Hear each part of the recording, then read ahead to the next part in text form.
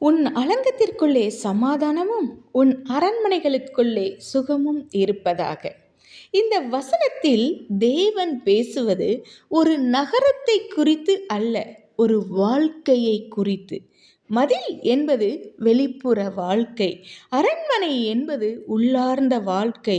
தேவன் ஆசீர்வதிக்கும் போது வெளியே பாதுகாப்பையும் உள்ளே நிம்மதியையும் கொடுக்கிறார். அன்பர்களே, மதில் இருக்கிற இடத்தில் எதிரிகள் இருப்பார்கள்.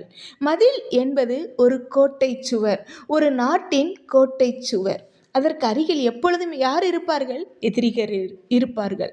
ஆனால் கவனியுங்கள், தேவன் சொல்லவில்லை எதிரிகள் இல்லாமல் இருப்பதாக, அவர் சொன்னது சமாதானம் இருப்பதாக. அதாவது பிரச்சனைகள் நடுவிலும் பதற்றமில்லாத வாழ்க்கை, புயலுக்குள்ளும் பயமில்லாத இதயம், இதுவே தேவன் தரும் சமாதானம். இப்போது கவனியுங்கள், உன் அரண்மனைகளுக்குள் சுகம். வெளியில் சிரிப்பும் உள்ளே கண்ணீரும் இருந்தால் அது ஆசீர்வாதம் அல்ல. ஆனால் தேவன் தரும் ஆரோக்கியம், தேவன் தரும் சுகம், தேவன் தரும் பலன் உடைந்த மனங்களை குணமாக்கும், சிதைந்த குடும்பங்களை இணைக்கும், சோர்ந்த ஆத்துமாவுக்கு உயிர் ஊற்றும். தேவன் வெளி வாழ்க்கையை மட்டுமல்ல, உள்ளே உள்ள வாழ்க்கையையும் சீர் செய்கிறவர்.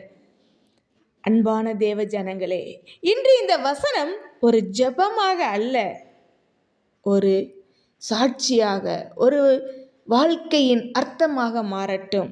கர்த்தாவே, என் வாழ்க்கையின் மதில்களுக்குள் சமாதானம் இருக்கட்டும், என் உள்ளத்தின் அரண்மனைகளுக்குள் சௌக்கியம் நிரம்பட்டும்.